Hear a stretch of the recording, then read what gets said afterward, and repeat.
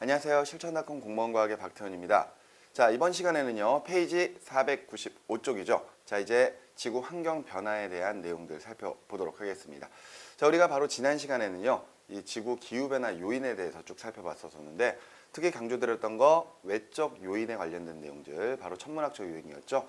지구의 경사 방향 변화, 바로 세차 운동, 그리고 경사 가계 변화, 그리고 이심률에 관련된 것들, 그런 내용들에 대해서 계속해서 강조를 좀 드렸었어요.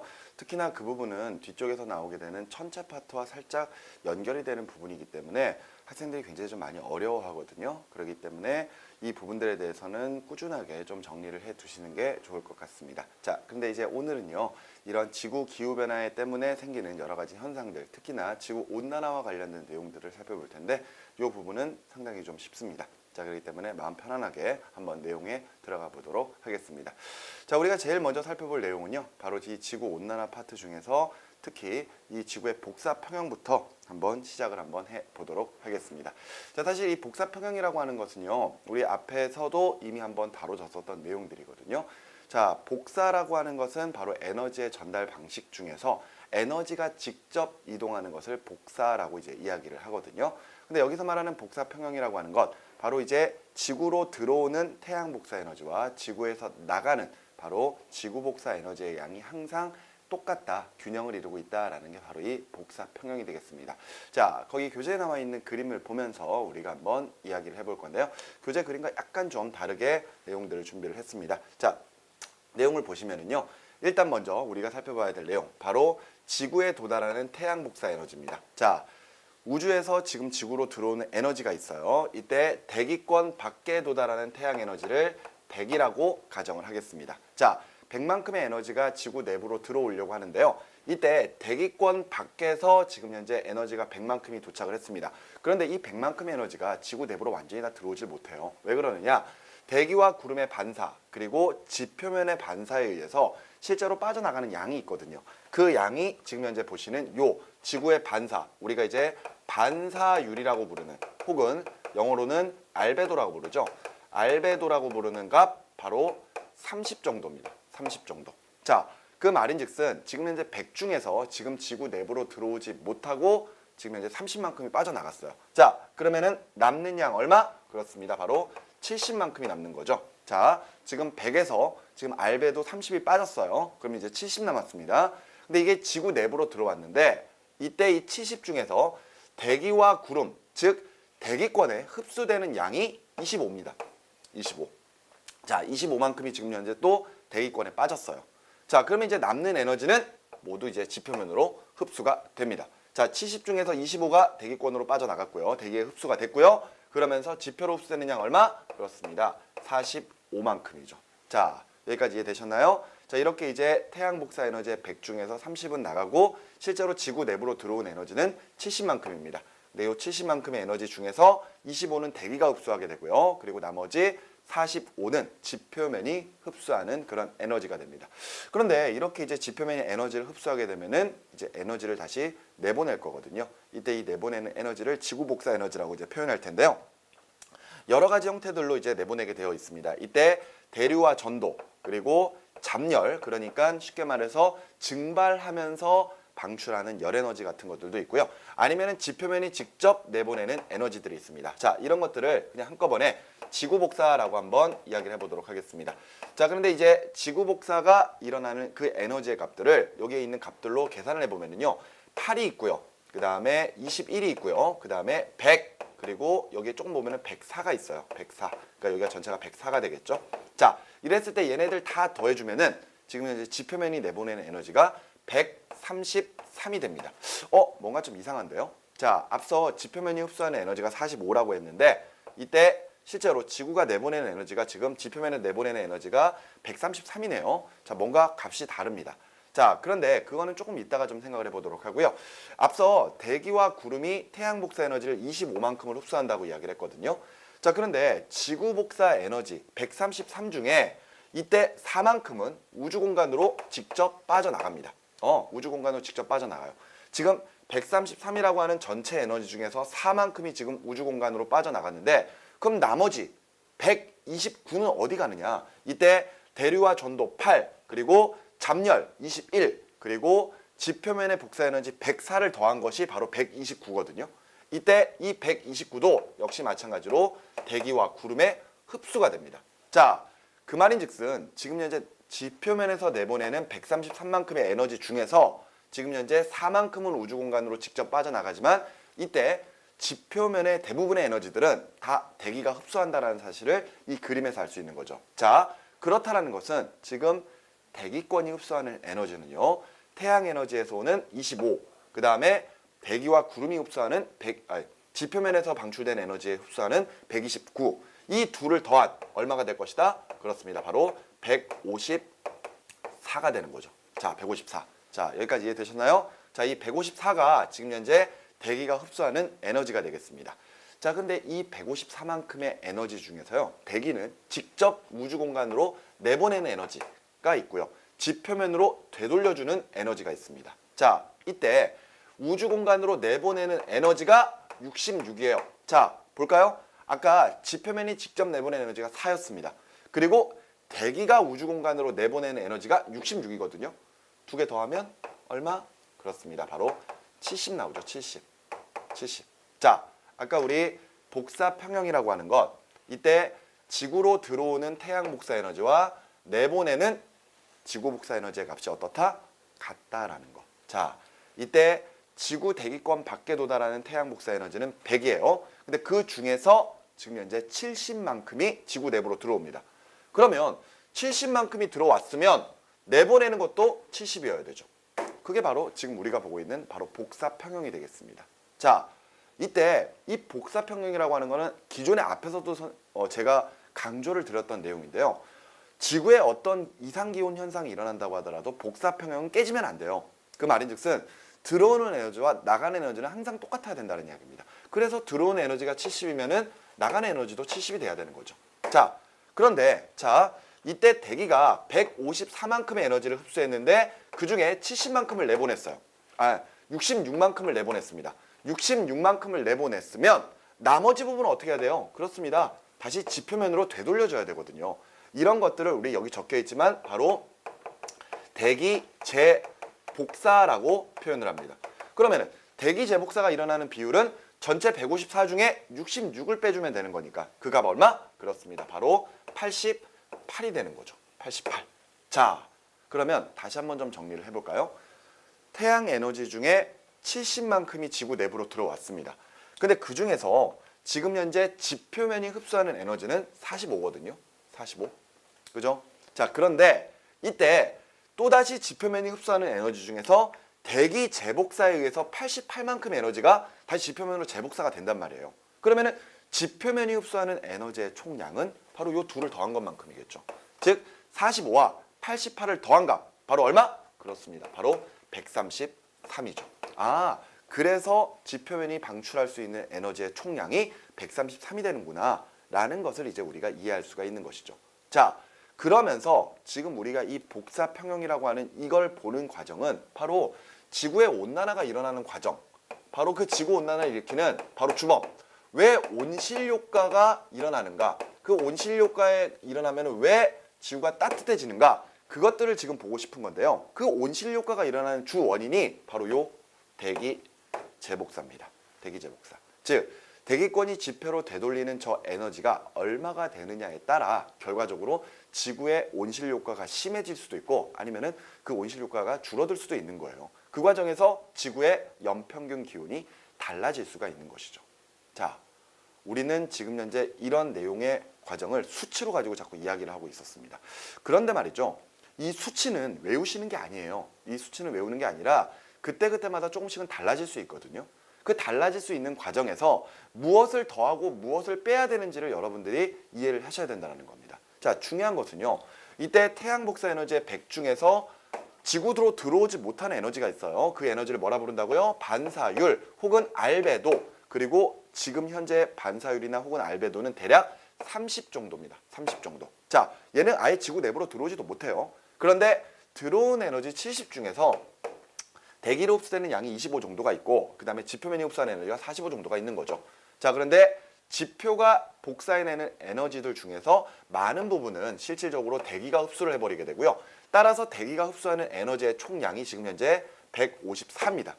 그런데 항상 복사 평형이 이루어져야 되기 때문에 들어온 에너지가 70이면 나간 에너지도 70. 따라서 지금 현재 지표면이 직접 내본 에너지 4. 그리고 대기가 방출한 에너지 66. 더해서 얼마? 70, 70. 요 70만큼이 나가는 것. 이게 결과적으로 복사 평형이라는 이야기가 되는 거고요. 그 과정에서 대기 재복사가 일어날 때 그 대기 재복사 88이 더해져서 지구 전체는 지표면은 133만큼의 에너지를 방출할 수 있다. 여기까지 정리를 해주시면 되겠습니다. 자, 이런 내용들 그때그때마다 수치가 조금씩은 달라질 수 있으니까요. 외우시면 안 되고요. 이때 무엇을 더하고 무엇을 뺄 것인지 거기에 대해서 다시 한번 정리를 해주셨으면 좋겠습니다. 자, 이런 내용인데요. 앞서 말씀드렸던 것처럼 지구온난화가 일어나는 지구와 연평균 기온이 상승하게 되는 그런 가장 직접적인 이유는 바로 요 대기 재복사입니다. 자, 결과적으로 지구가 따뜻해진다고 해서 들어오는 에너지가 더 많아진다거나 혹은 나가는 에너지가 적어진다거나 그런 과정이 아니에요. 그 과정이 아니라 이때 대기가 흡수한 에너지 중에서 지표로 되돌려주는 요 대기 재복사의 양이 늘어나는 경우에 지구 전체에서 열적순환이 좀 더 많이 일어나게 되는 거죠. 이런 열적순환이 좀 더 일어나면서 지구의 연평균 기온, 온도를 조금 더 끌어올리는 이런 현상이 벌어지는 게 바로 온실효과가 되는 거고 그게 심해지면은 지구의 온난화 현상이 일어난다라고 정리를 해두시면 되겠습니다. 자, 그 과정에서 우리는 이제 지구로 들어오는 태양 복사 에너지와 지구에서 나가는 지구 복사 에너지에 대해서 조금 더 자세하게 한번 좀 살펴보는 그런 과정을 보도록 하겠습니다. 자, 보시면은요. 이때 우리가 이제 보는 태양 복사 에너지는 과연 무엇인지 그 부분들을 이제 정리를 해볼 건데요. 태양 복사 에너지는 앞서 지구로 들어오는 그런 에너지를 우리가 태양 복사 에너지라고 표현을 했었습니다. 자, 이때 태양 복사 에너지에 대한 그래프를 지금 현재 준비를 해봤는데요. 자, 여기서 아까 제가 그렸었던 그림을 간단하게 좀 요것만 좀 표현을 해보도록 할게요. 자, 여기 이제 지표면이 있고요. 지표면이 있고 그 다음에 이제 대기가 있습니다. 그리고 이제 우리가 이야기하는 태양 복사 에너지는 지금 현재 대기권 밖에 도착하는 요 에너지를 이제 우리가 태양 복사 에너지라고 이제 표현을 할 거예요. 자, 그랬을 때 아까 수치를 좀 적었었는데요. 이때 태양 복사 에너지를 100이라고 가정을 해보도록 하겠습니다. 자, 근데 이제 태양 복사 에너지가 지구 내부로 들어오려고 하는데요. 이때 대기와 지표면의 반사에 의해서 지구로 들어오지 못한 에너지가 있었었죠. 바로 반사율 얼마? 30이 있었었고요. 나머지 70 남았습니다. 70이 남았어요. 70 남았습니다. 자, 그런 상태에서 태양에서 처음 에너지가 출발을 할 때는요. 에너지 영역이 굉장히 다양하거든요. 우리가 보는 빛, 바로 우리가 전자기파라고 부르는 그런 빛들은요. 파장에 따라 다양한 형태의 빛들이 존재를 하게 되고요. 이때 파장이 짧은 순서부터 감마선, X선, 자외선, 가시광선, 적외선, 전파 이런 식으로 영역들이 쭉 나눠지게 됩니다. 그런데 그 파장 영역에 따라 이 전자기파의 에너지들도 다 달라지게 되는데요. 이때 태양에서 처음 출발하는 태양 복사 에너지는요. 그런 다양한 파장의 빛들을 모두 다 가지고 있다라고 생각을 하시면 되겠습니다. 자, 그래서 지금 이 그래프에 보시면은요. 지금 아래쪽에 X축이 지금 파장 영역대거든요. 이때 파장이 0부터 시작을 해가지고 파장이 3.0까지 3.0 마이크로미터 정도까지 쭉 표시를 해놨는데 이때 가장 파장이 짧은 감마선이나 혹은 X선 같은 것도 있고 자외선, 가시광선, 적외선 이런 식의 파장들도 있다는 이야기죠. 자, 그런데 처음에 출발할 때는 전체적으로 모든 대부분의 파장들이 지금 이제 지구로 들어오려고 하겠지만 이때 일부가 이제 반사가 되겠죠. 일부가 반사가 되고 이후에 여기 들어온 70 중에서도 지금 현재 대기권에 흡수가 된 양이 있습니다. 그죠?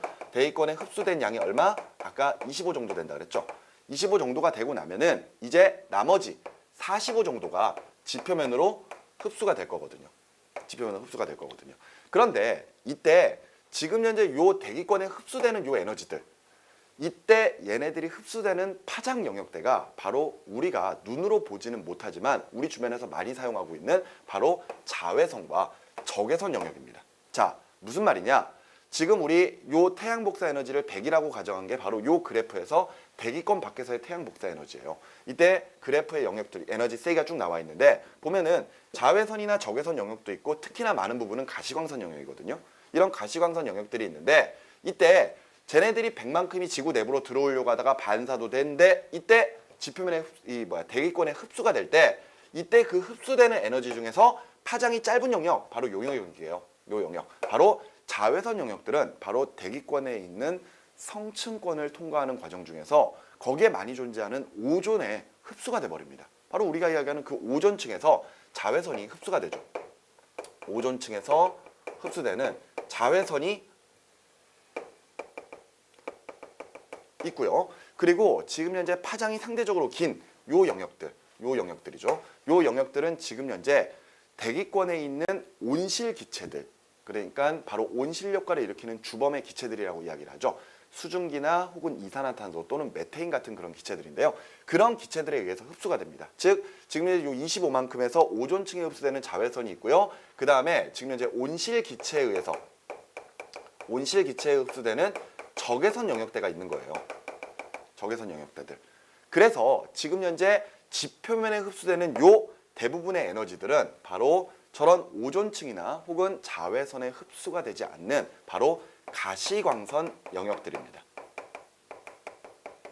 특히나 태양 복사 에너지 중에서 가장 많은 양을 차지하고 있는 부분이 바로 저 가시광선 영역이 되겠고요. 전체 에너지 중에 약 40% 이상을 차지하고 있는데 이때 지표면으로 도달하는 대부분의 에너지들은 우리가 색깔을 볼 수 있는 바로 요 가시광선 영역이 되겠습니다. 가시광선 영역. 빨주노초 파남보의 색깔들이죠. 그러면서 지금 우리는 이런 빨주노초 파남보를 무지개와 같은 이런 색의 띠로 보게 되는데 그런 것들 우리가 이제 스펙트럼이라고 표현을 하죠. 이랬을 때 가시광선 영역은 0.4 마이크로미터에서부터 0.7 마이크로미터 정도 된다라고 이야기를 합니다. 오케이? 그러면서 지금 현재 파장이 가장 긴 쪽이 빨간색, 그리고 가장 파장이 짧은 쪽이 보라색이거든요. 이때 빨간색 쪽으로 갈수록 파장은 점차 길어져요. 그런데 빛은 파장이 길어질수록 1초에 흔들흔들거리는 횟수, 바로 진동수가 작아지거든요. 근데 빛이 가지고 있는 에너지의 크기는 진동수에 비례하기 때문에 에너지는 빨간색 쪽이 제일 작고 보라색 쪽이 제일 크구나, 이런 식의 사실들을 알 수가 있기도 하죠. 자, 이랬을 때 지금 현재 지표면으로 들어오는 대부분의 영역들은 가시광선 영역대라는 거 기억하시고요. 최소한 가시광선의 파장 0.4에서부터 0.7 마이크로미터 영역 정도 된다라는 것들 여러분들이 기억을 해두셨으면 좋겠습니다. 자, 근데 다시 이 그래프를 보시면은요. 지금 두 가지의 그래프 중에서 하나는 대기권 밖에서의 태양 복사 에너지예요. 대기권 밖입니다. 대기권 밖. 그죠? 그리고 또 하나는 지표면에서의 태양 복사 에너지거든요. 그러면은 지금 제가 여기 그려놨던 그림 중에서 대기권 밖에서의 태양 복사 에너지는 무엇을 의미할까요? 그렇습니다. 바로 요거죠, 요거. 100. 이게 대기권 밖이잖아요. 그러면 지표면에서의 태양 복사 에너지는 무엇일까요? 그렇습니다. 바로 요거죠, 요거. 그렇다면은 지금 두 그래프의 에너지 차이, 즉 대기권 밖에서의 태양 복사 에너지와 지표면에서의 태양 복사 에너지의 그 차이는 무엇을 의미하느냐? 반사율과 바로 대기 흡수율을 더한 것만큼이 바로 저 그래프의 차이가 되겠죠. 자, 무슨 말인지 이해되시나요? 그냥 단순히 학생들은 저 대기권 밖과 지표면에서의 태양 복사 에너지의 차이가 그냥 반사율이다 이렇게 생각하는 친구들이 있는데 그게 아니고요. 지금 대기권 밖이면은 요 부분이고요. 지표면에 흡수된 건 요 부분이기 때문에 100에서 45의 그 차이는 반사율 30과 대기에 흡수된 25만큼을 더한 바로 55만큼의 그 차이를 나타내기 때문에 반사율과 대기권의 흡수율을 더한 것, 이렇게 이제 정리를 해주시면 되겠습니다. 자, 요게 지금 현재 지구로 들어오는 태양 복사 에너지예요. 자, 그러면은 지구가 내보내는 지구 복사 에너지는 과연 어떤 형태인 것인가? 자, 지구가 이제 에너지를 밖으로 내보내게 될 겁니다. 자, 아까 그림 다시 한번 좀 여기다가 옮겨 보면은요. 자, 지표면이 있고 대기권이 있어요. 자, 그런데 아까 우리 태양 복사 에너지 100 중에서 지구로 들어온 것은 70만큼이라고 그랬었죠. 70만큼. 그런데 이때 지표면이 직접 내보내는 에너지가 4만큼이 있습니다. 그리고 이때 대기가 흡수해서 내보내는 에너지가 얼마? 66만큼 있다고 그랬거든요. 그죠? 그래서 둘을 더한 게 얼마? 바로 70. 바로 이 70이 지금 우리가 보고 있는 지구 복사 에너지가 되겠습니다. 그런데 이때 태양 복사 에너지는요. 아주 뜨거운 태양에서 오는 거기 때문에 에너지가 굉장히 다양하면서도 온도가 굉장히 높은 그런 영역대의 에너지들입니다. 그런데 지구는 상대적으로 굉장히 온도가 낮거든요. 그렇기 때문에 내보내는 지구 복사 에너지들은요, 당연히 에너지가 작은 영역대를 주로 내보내게 됩니다. 앞서 그 빛의 영역 중에 파장이 길면 진동수가 작고 에너지가 작다라고 말씀드렸는데요. 따라서 지금 현재 내보내는 지구 복사 에너지들은 가시광선보다도 에너지가 더 작은 빛들이에요. 바로 그런 빛들이 바로 우리가 아는 적외선이 되는 거죠.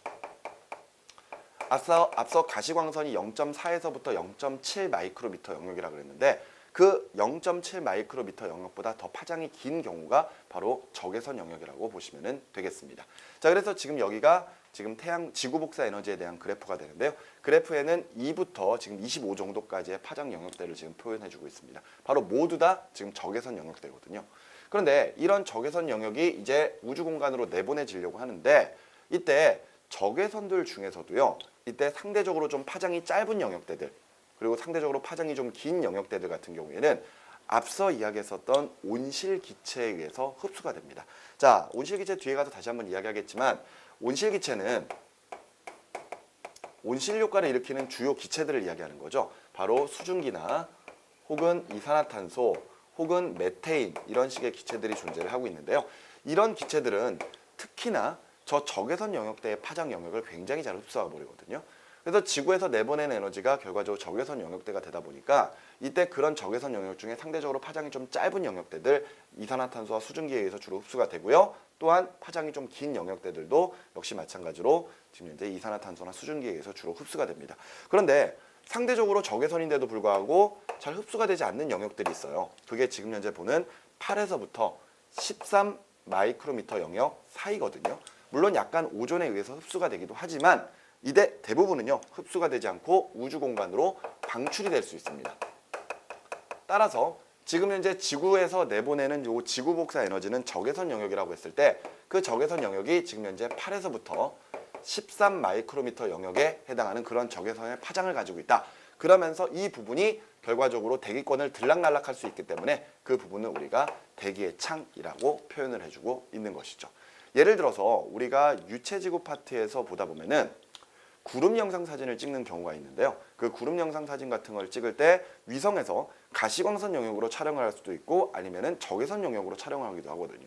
가시광선이야 어차피 기체에 의해서 주로 흡수가 잘 되지 않으니까 상관이 없을 텐데 적외선 같은 경우에는 지금 보시는 것처럼 파장 영역대에 따라서 온실기체에 흡수될 수도 있거든요. 따라서 우리가 만일 구름 영상을 적외선 영상으로 촬영을 하겠다라고 가정을 한다면은 저 온실기체에 흡수가 되지 않는 영역대들 바로 저 대기의 창에 해당하는 8에서부터 13 마이크로미터 영역 내에 있는 그런 적외선들을 사용을 해줘야지만이 결과적으로 얘네들이 들락날락할 수 있을 것이다 라고 우리는 생각을 할 수가 있겠죠. 자, 이런 내용들까지가 바로 지구 복사 에너지였고요.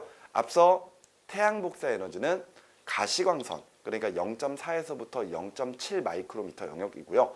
지금 지구 복사 에너지는 적외선 영역들 8에서부터 13 마이크로미터 영역이거든요. 그러니까 상대적으로 파장이 짧은 태양 복사 에너지는 단파 복사라는 표현을 쓰기도 하고요. 반대로 상대적으로 파장이 긴 지구 복사 에너지는 장파 복사라는 이런 표현도 쓰기도 합니다. 자, 이런 내용들 바로 지금 우리가 보는 바로 태양 복사 에너지와 지구 복사 에너지에 대한 내용이었습니다. 그러면은 이제 우리는 앞서 온실 효과를 일으키는 그런 내용들을 다시 한번 좀 정리를 한번 해보도록 할게요. 자, 온실 효과는요.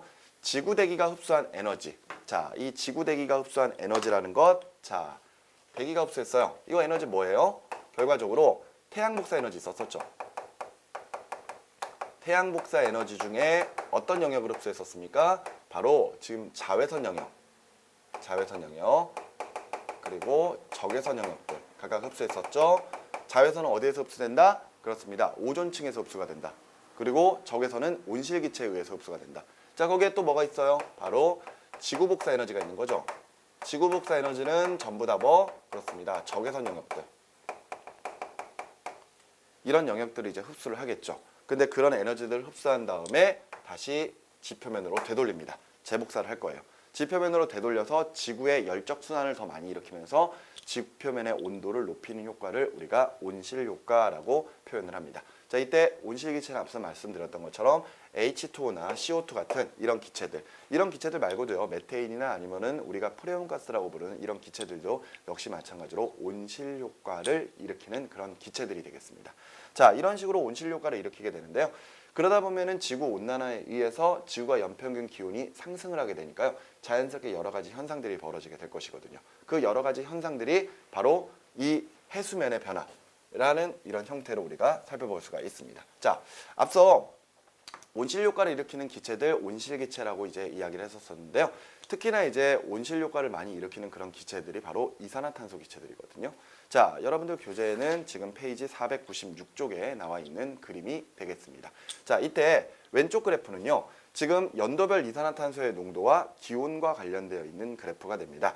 그래프의 형태는 조금 다르기는 하지만요. 이산화탄소의 농도가 증가함에 따라 결과적으로 기온도 계속해서 높아지고 있는 이런 모습들을 볼 수가 있죠. 그 말인즉슨 결과적으로 지금 현재 이산화탄소의 농도가 결과적으로 지구의 연평균 기온을 높이는데 상당히 큰 영향을 끼치고 있다는 사실을 알 수가 있습니다. 그런데 오른쪽에 있는 그래프는 연도별 해수면의 높이 변화를 지금 표현해주고 있거든요. 근데 역시 마찬가지로 높이 변화가 점점 높아지고 있네요. 그 말인즉슨 지구가 따뜻해지니까 해수면의 연평균 기온, 해수면의 높이가 증가하고 있다. 그 말은 이산화탄소의 농도가 지구의 기온에 영향을 많이 미치고 있다. 그 말은 이산화탄소의 농도에 의해서 해수면의 높이 변화도 나타난다라는 것을 우리가 이야기를 할 수가 있겠죠.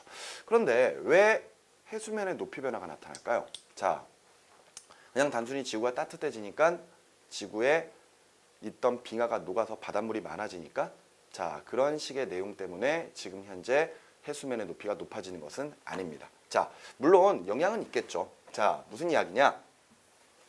이때 지금 현재 보시는 것처럼 이런 해수면의 높이 변화가 나타난 이유는 첫 번째로 빙하의 해빙 때문이에요. 해빙. 빙하가 녹거든요.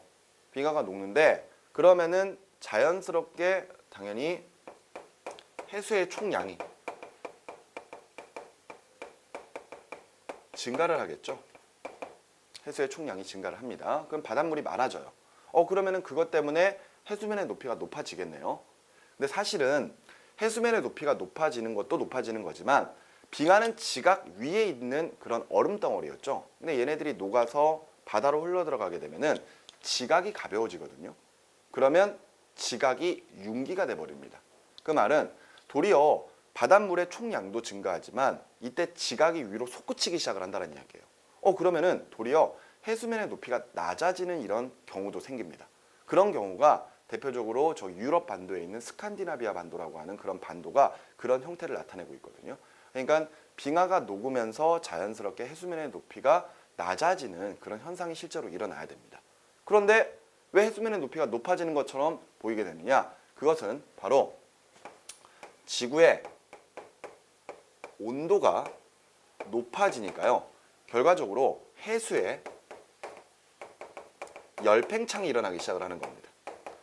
우리는 물질의 상태, 고체, 액체, 기체들이 각각 온도가 높아짐에 따라 부피가 조금씩 커진다는 사실을 과거에 한번 배운 적이 있을 거예요. 그랬을 때 바닷물의 양도 늘어나는 거지만 이때 지구의 온도가 높아지니까요. 그만큼 해수의 부피가 증가되는 열팽창이 일어나기 시작을 하는 거죠.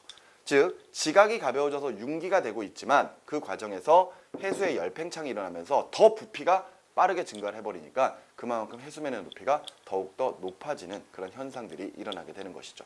그래서 결론적으로 해수면의 높이가 높아지고 있다. 이렇게 이제 정리를 해주시면 되겠습니다. 자, 이런 내용이 바로 지구 온난화에서 일어나는 그런 현상들이 되겠고요. 물론 이제 해수면의 높이가 변화되는 이런 현상들뿐만이 아니라 여러 가지 이상 기후 현상 같은 것들이 일어나기 시작을 하겠죠. 자, 우리 교재에는요. 지금 497쪽에 오존층 현상이 나와 있고 그 뒤에 사막과 황사가 있는데 이것 말고 먼저 넘어가셔서 페이지 499쪽에 있는 엘니뇨와 라니냐에 대한 내용부터 먼저 살펴보도록 하겠습니다. 자, 이 엘니뇨와 라니냐는 지구의 온실 효과가 심해져서 지구 온난화가 심해지는 경우에 나타나는 이상 기후 현상이에요. 자, 이때 엘니뇨와 라니냐는 각각 무역풍이 약화되거나 혹은 강화되었을 때 일어나는 현상이거든요. 자, 우리 과거의 해류의 흐름들을 살펴보면은 자, 위도 영도 부근에서는 지금 현재 북반구와 남반구에서 모두 동쪽에서 서쪽으로 바람이 부는 무역풍이 부는 그런 지대였습니다. 즉 바람이 동쪽에서 서쪽으로 불어가거든요. 이쪽이 지금 동쪽이고 이쪽이 지금 서쪽이에요. 자, 그래서 이때 흐르는 해류가 바로 우리가 알고 있는 북적도 해류와 바로 남적도 해류였습니다. 이렇게 따뜻한 물들이 자연스럽게 동쪽에서 서쪽으로 이제 흘러가게 되거든요.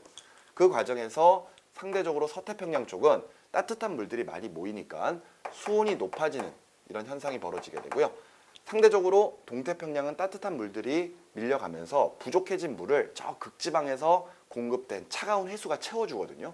그래서 수온이 상대적으로 낮아지는 이런 현상들이 벌어지게 됩니다. 자, 이게 지금 현재 위도 0도 부근에서 지금 불고 있는 무역풍에 의한 해류의 흐름이거든요. 그런데 엘니뇨라고 하는 현상은 저런 무역풍이 약화되었을 때 일어나는 현상이고요. 반대로 라니냐는 무역풍이 강화되었을 때 일어나는 현상입니다. 자, 그러면 그림을 보면서 이야기를 한번 해보도록 하겠습니다. 자, 지금 이 부분은 태평양의 이런 이 동쪽과 서쪽, 그러니까 남아프리카, 남아메리카, 그러니까 여기서는 지금 현재 우리가 페루 연안이라고 보통 이야기를 하거든요. 페루 지방과 그 다음에 이제 서태평양, 바로 우리가 알고 있는 인도네시아 그 장소가 있는 부분인데요. 자, 요렇게 이제 해수면이 있는 거예요. 이렇게 해수면이 있는데, 자, 이제 평상시에는 이게 평상시입니다. 이때 무역풍이 불어요. 무역풍이 이렇게 부니까 이때 무역풍에 의해서 따뜻한 물들이 인도네시아 연안으로 모이기 시작을 합니다. 그럼 앞서 이야기했던 것처럼 이 장소는 수온이 높아지겠네요. 자, 수온이 높아지게 되면은 그 위쪽에 있는 공기들은요, 따뜻한 수온에 의해서 따뜻해지기 시작하겠죠. 그러니까 따뜻한 공기들이 생기기 시작을 하면서 그 따뜻한 공기들은 밀도가 작아지니까 위쪽으로 상승하기 시작을 할 겁니다. 자, 그러면은 자, 공기가 위로 상승하네요. 어떤 현상이 일어나야 되죠? 그렇습니다. 바로 구름이 만들어져야 되죠. 이렇게 구름이 만들어지게 되니까 자연스럽게 그 구름에 의해서 비가 자주 오는 그런 환경들이 만들어지게 됩니다. 그리고 공기가 위로 상승했으니까 무슨 기압? 그렇습니다. 바로 저기압이 형성이 되게 되는 거죠. 자, 그런데 상대적으로 지금 현재 페루 연안, 그러니까 동태평양 연안에서는요, 따뜻한 물들이 서태평양 쪽으로 흘러가게 되면은 그 물이 부족해지는 것을 저 아래쪽에 있는 차가운 물들이 위쪽으로 올라와서 채워주는 용승 현상이 일어난단 말이에요. 그러면은 상대적으로 수온이 어떻게 될까요? 그렇습니다. 낮아지는 현상이 벌어지게 되죠. 그러면 그 위쪽에 있는 공기들은 차가워지니까요. 그 차가워진 공기들이 아래로 내려오는 현상이 벌어지게 될 것이고, 그렇다면은 공기가 아래로 내려오니까 무슨 기압? 그렇습니다. 고기압이 형성이 되게 되죠. 그런데 고기압이 형성되면은요, 있던 구름조차도 소멸을 해버려요. 그렇기 때문에 페루 연안은 날씨가 맑은 날이 계속해서 지속이 되는 거죠. 자, 이게 우리가 보는 평상시의 모습이 되겠습니다. 자, 그런데 엘니뇨 현상이 일어나게 되면요, 무역풍이 약화돼요. 무역풍이 약화되니까 그만큼 따뜻한 물들이 잘 흘러가지 못합니다. 따뜻한 물들이 잘 흘러가지 못하기 때문에 상대적으로 인도네시아 연안은 평상시보다 수온이 낮아지는 현상이 벌어지는 거죠. 그리고 상대적으로 동태평양 같은 경우에는요, 따뜻한 물들이 많이 밀려나갔었는데 따뜻한 물들이 잘 흘러가지 못합니다. 그러니까 아래쪽에서 차가운 물들이 용승 현상도 일어나야 되는데 용승 현상이 잘 안 일어나는 거죠.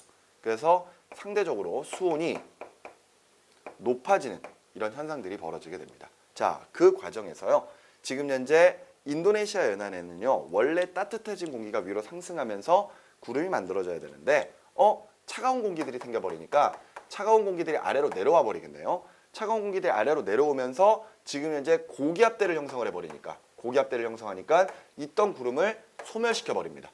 그 말은 원래 비가 자주 오던 지역이었는데 비가 오지 않기 시작한다는 얘기죠. 그러다 보니까 심한 경우에는 가뭄 현상이 드러나버리는 그런 일어날 수 있는 게 바로 엘니뇨에 의한 그런 현상이 되겠습니다. 그런데 반대로 동태평양 연안에서는요, 수온이 높아지다 보니까 주변의 공기들이 따뜻해지기 시작하거든요. 그럼 따뜻해진 공기가 위로 상승하겠죠. 그럼 무슨 기압? 그래요. 저기압 만들어지게 되고요. 그 저기압이 만들어지는 과정에서 결과적으로 구름을 생성을 해버릴 테니까 평상시에 비가 잘 안 왔는데 비가 자주 와요.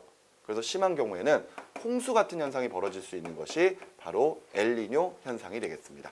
자, 평상시에는 지금 현재 인도네시아 연안이 저기압, 그래서 구름 만들어지면서 비가 자주 오는 날씨였는데요. 반대로 지금 동태평양 연안에서는 수온이 낮으면서 공기가 아래로 하강하는 고기압, 그래서 맑은 날씨가 지속이 되어야만 했었습니다.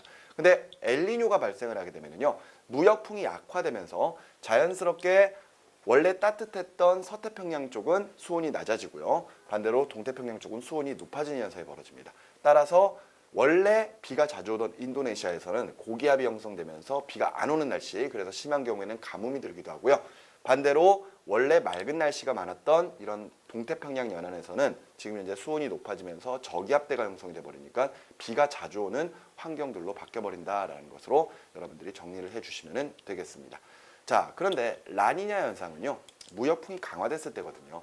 그런 평상시보다 따뜻한 물들이 더 많이 흘러가 버리니까 인도네시아는 수온이 더 높아지면서 더 강한 저기압대, 그래서 더 많은 구름 만들어지고 비가 엄청 오는 거죠. 그래서 홍수나는 경우, 아니면은 페루 연안 쪽에서는 물들이 너무 많이 밀려가면서 용승 현상도 너무 심하게 일어나는 거예요. 그래서 평상시보다 수온이 더 많이 떨어지게 되고요, 그 과정에서 더 강한 고기압대가 형성되기 때문에 너무 비가 안 와요. 그래서 가뭄이 들어버리는 그런 현상이 벌어지는 것이 바로 라니냐라고 생각을 하시면 되겠습니다. 자, 이런 내용이 바로 지금 우리가 보고 있는 이상기후 현상인 엘니뇨 현상과 라니냐 현상에 관련된 내용이었습니다. 자, 이 내용들을 당연히 이 문제에서 상당히 잘 다뤄지는 부분이기 때문에 여러분들이 어떤 식으로 정리가 되는지 잘 기억을 해 두셨으면 좋겠습니다. 자, 이런 내용들 바로 이상기후 현상으로 우리가 설명할 수 있는 부분들이었고요. 자, 이제는 다시 앞으로 넘어가서 바로 또 다른 환경 파괴인 오존층 파괴에 대해서 한번 살펴보도록 하겠습니다. 자, 오존층은 우리 성층권의 오존의 농도가 높은 곳을 이제 우리가 오존층이라고 이야기를 하죠. 자, 이 오존층은요, 태양에서 오는 자외선을 흡수해주는 그런 부분이 되겠습니다. 우리가 보통 차단한다라고 이제 이야기를 하는데요. 이때 그 오존층에서 자외선을 흡수해주기 때문에 우리가 이렇게 맨살 드러내고 밖을 돌아다닐 수가 있는 것이죠. 자외선은 상당히 에너지가 큰 빛들이기 때문에 자외선을 직접 조이게 되면 세포가 파괴될 수 있어요. 그래서 피부 질환이나 심한 경우에는 피부암까지도 유발이 될 수가 있는데요. 그런 자외선을 저 오존층이 차단을 해줍니다. 그런데 이 오존층이 파괴되는 현상이 일어나는 것, 그것은 과거에 우리가 만들어서 사용하기 시작했던 바로 염화 플로리나 탄소, 바로 이제 우리가 줄여서 부르는 바로 프레온가스라고 하는 그런 물질 때문입니다. 자, 바로 염화 플로린 탄소, 우리가 보통 CFCS라고 이제 적기도 하는데요. 과거에 인간이 만들어서 썼던 그런 기체들입니다.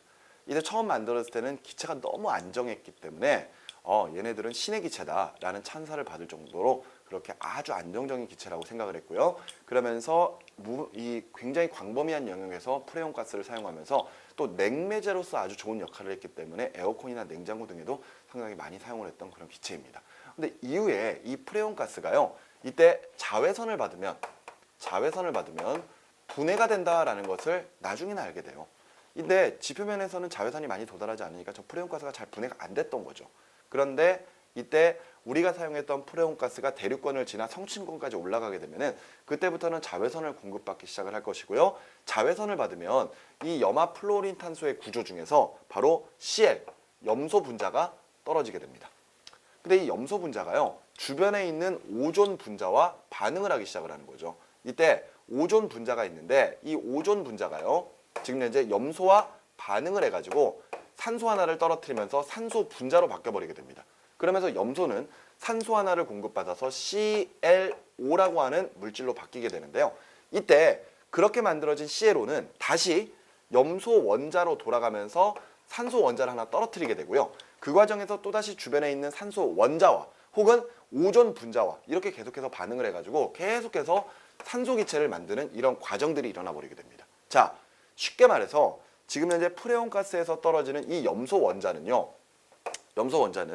지금 이제 이 반응을 계속해서 반복을 하면서 지금 성층권에 존재하고 있는 저 오존의 농도를 낮추는 역할을 해버리거든요. 그러면서 저 염소라고 하는 물질은 처음의 상태를 계속해서 유지를 해버리기 때문에 우리가 저렇게 어떤 반응 속도를 빠르게 한다거나 혹은 반응을 도와주는 이런 물질들을 촉매라고 부르죠. 그래서 지금 현재 저 염소는 오존을 파괴하는 촉매 역할을 하고 있다라고 표현을 하고 있습니다. 자, 이렇게 오존이 파괴되고 있다는 것을 우리가 어떻게 확인할 수가 있느냐? 바로 우리가 남극 상공에서 볼 수 있는 바로 오존 홀, 바로 오존 구멍이 되겠습니다.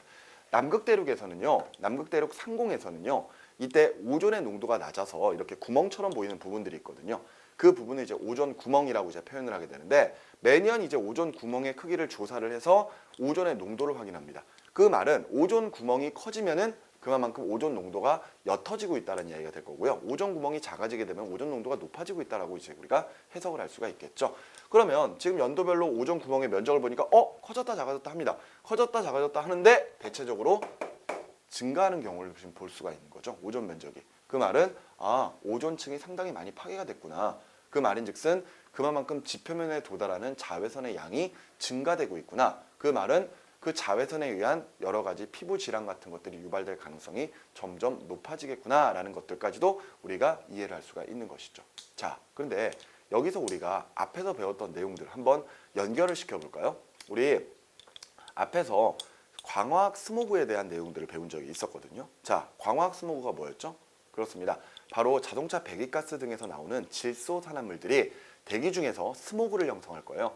근데 이제 질소산화물에 의한 질산이 섞인 비나 안개가 생길 수도 있지만, 그렇게 만들어진 질소산화물이 자외선에 의해서 분해가 되면서 오존 기체를 만드는 과정, 그 과정을 우리가 광화학 스모그라고 이야기를 했었었죠. 자, 그런데 한번 생각을 해보자고요. 지금 우리는 오존층의 오존 농도에 대해서 지금 현재 살펴보고 있습니다. 이때 우리가 기존에 사용했던 프레온가스 등에 의해서 결과적으로 오존층의 파괴가 일어났습니다. 오존층의 파괴가 일어나면은 결과적으로 지표면으로 도달하는 자외선의 양이 점차 증가하기 시작을 하겠죠. 그러면 광화학 스모그의 발생 빈도도 그렇습니다. 높아집니다. 그 말인즉슨 성층권의 오존 농도가 낮아지게 되면은요, 대륙권의 오존 농도는 높아지는 현상이 벌어지게 되는 것이죠. 그만큼 광화학 스모그가 잘 발생하니까 피해 정도가 심해질 것이다 라고 우리가 해석을 할 수가 있는 것입니다. 자, 그런데 그렇게 해서 대륙권의 오존 농도가 높아지면 성층권의 오존 농도가 다시 높아질까요? 아닙니다. 그거랑은 전혀 관계가 없어요. 대륙권에서 만들어지는 오존들은요, 또 대륙권에서 그냥 분해가 돼버립니다. 그렇기 때문에 결과적으로 대륙권의 오존 농도가 높아졌다고 해서 성층권의 오존층이 다시 복구가 될 것이다, 그런 식까지로 연결을 할 수가 없다라는 것이죠. 다만 성층권의 오존 농도가 줄어들면은 분명히 지표면으로 도달하는 자외선의 양이 증가하기 때문에 그만큼 자연스럽게 이 오존 농도, 이 대륙권의 오존 농도가 높아질 것이다까지 우리가 이해를 해주시면 될 것 같습니다. 자, 이런 내용들이 지금 오존층 파괴에 관련된 이야기였고요. 자, 그리고 이후에 사막화 있습니다. 자, 사막화는 말 그대로 이제 점점 지역이 사막화로 바뀌는 현상들을 이제 이야기를 하는 거죠. 근데 이제 사막화의 주요 원인은요, 바로 그 위도별 강수량과 증발량의 차이 때문이라고 생각을 하시면 되겠습니다. 지구가 따뜻해지기 시작하면요, 당연히 사막화 지역이 더 넓어지기 시작을 하겠죠. 자, 그 과정에서 지금 옆에 보시면 강수량과 증발량에 관련된 그래프가 나와 있는데요. 이때 위도 0도 부근에서는요, 상당히 온도가 높은 지역입니다. 하지만 온도가 높기 때문에 그만큼 물의 증발이 잘 이루어지게 되고요, 그만큼 강수량이 많은 지역입니다. 그래서 위도 0도 부근에서는요, 지금 현재 강수량이 증발량보다 더 많기 때문에 사막화가 잘 이루어지지 않아요. 그런데 지금 현재 위도 30도 영역, 이 정도 영역에서는요, 지금 현재 강수량보다 증발량이 더 많거든요.